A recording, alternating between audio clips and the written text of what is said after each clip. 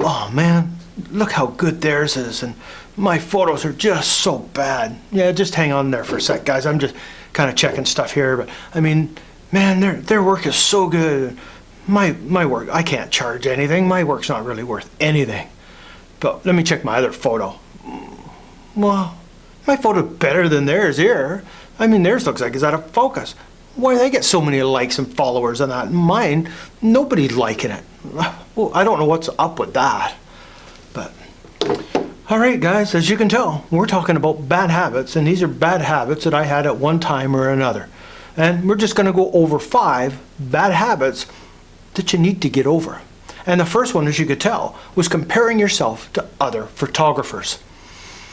If you're checking professional photographers, I mean professional working photographers, and you're comparing your work to their work, and you can't figure out why they're doing so much better than you are and why everybody loves them more, it's not doing you any favor. In fact, it's doing you a disservice, because you're going to undervalue your work and your skills.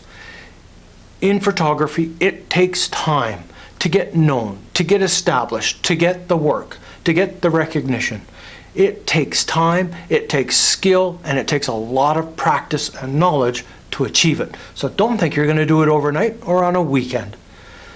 The other thing is, when you compare yourself and you're going, well, I don't understand why their photo's doing so much better than mine, you're just basically stressing yourself out. You need to look realistically at your own work. And if you have the opportunity and you can get a professional to give you some opinions or even an evaluation of your images, it can help you greatly. In photography, you need to have a thick skin. It's just the way it is. You have to learn to take criticism to help get you better. So my first point was comparing yourself to other photographers. It's a bad habit. Now, comparing yourself to photographers to get inspiration, that is good. Comparing yourself to other photographers to copy their work, that's bad. All right? You only really want to look at the other photographer's work to help get inspiration, and honestly, because you enjoy looking at the quality images that they put out. Number 2, that is using filters. And I don't mean just generally using filters. I mean the overuse of filters. And also in this topic is presets. Overusing presets and filters, especially like on Instagram, is horrendous. You need to kind of dial back a bit on that, and it's so easy just to take a picture and then we'll just throw this filter on it or this preset, boom, there you go, looks awesome. I've seen it where some people have used filters, especially on Facebook, and this person literally had no eyebrows left because the skin smoothing software they were using, it smoothed the skin all right, but also took the eyebrows away. Not a good look. Overuse of filters, presets, bad. Think about what you're doing, apply them subtly and sparingly.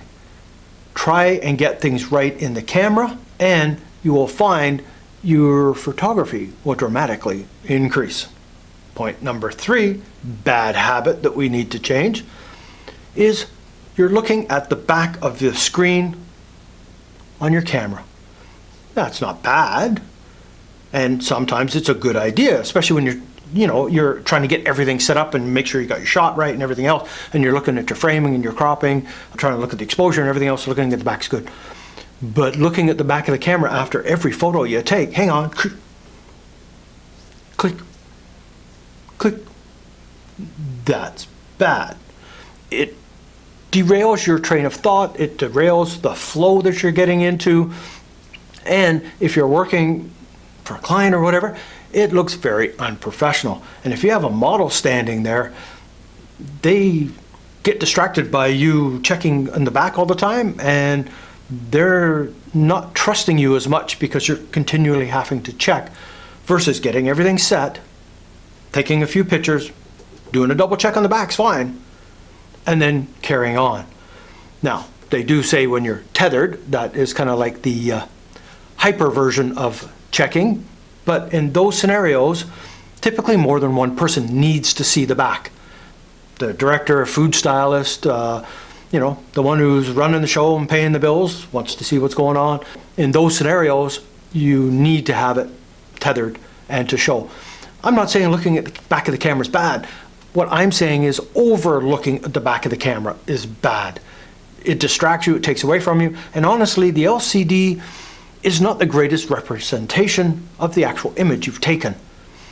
I've talked about it before sometimes with the highlights indicating that they've overexposed, when in actuality they haven't. They're close to, but they actually haven't. Use the LCD with a grain of salt and to help get you on your way, but don't keep looking at it all the time. It's very distracting and slows you down and breaks your train of thought and everything else. So be aware of that. Don't do it. Our next point, and it's a bad habit, and I've been massively guilty of it, and I still have to slap my hand now and again, and that is deleting in camera. Whether you're out shooting a model on the beach, you're shooting a product or a food setup, and you're looking on the back of the camera after, and you start deleting images because that doesn't look very good, and you delete it. Don't delete anything from your camera roll. Wait till you get home to your studio, wherever, offload all your card, look at it on a big screen. You will find a world of difference between looking at it on your big screen versus on the back of that little LCD. What you thought was a bad, crappy photo on the back of the LCD can probably be saved when you look at it on a big screen. If you're out on a travel assignment or doing a wedding and you had problems and some of the images aren't the greatest, you can salvage some of these photos. But if you're in there deleting them out of the camera, that's a bad idea. Wait till you see them on a big screen, then delete them. I didn't do this next point, our fifth point, by the way. I didn't do it very often. I have done it. I haven't done it for years, and it's something that I advise people not to do because it is a really bad habit, in my opinion. Right? You got loose threads, hair's a mess, whatever. Shirt's not ironed. Don't worry. I'll fix it in post. That's like saying, here, hold my beer. It's not going to end well. I would advise never say those words. I'll fix it later or I'll fix it in post. That is bad. Take the time, few seconds, minutes, whatever it takes, fix it, try and get it the best you can in camera. Because if you have a bad photo and then you go into your computer, you're trying to work with a photo that's already bad and you're trying to make it better. Right? If it's an ugly car to begin with, it's still going to be ugly when you paint it. Try and get it right in camera. The better quality the file that you can produce, the better your end result will be. So when you got a good photo, now you got it in a Photoshop, it doesn't need as much playing. And when you're doing the enhancements, it's not totally destroying the image. Never say those words, I'll fix it in post, I'll fix it later, because like I say, that's like saying, here, hold my beer. You know where that's going. Not a good place to go. So never say those words. Now, I do have one little bonus tip for you here, and it is making sure your batteries are charged. So if you've got the bad habit of not keeping your batteries charged, you're going to get caught. You're going to go on assignment, to a wedding, to a portrait shoot, to whatever, and your battery is 3/4 dead or is dead. And that is bad. Especially if you've traveled for a couple of hours to get to your job and your battery's dead or dying and you don't have the charger with you, which is even worse. Bad habit is not keeping your batteries up to charge, so when you're ready to do the job, you're good to go and your battery's charged. So that was my 5 points plus one bonus one for you. If you enjoyed this video, please give it a thumbs up. If you're new to the channel, please subscribe. Hit that bell notification so you're aware when I post new videos. So until the next time.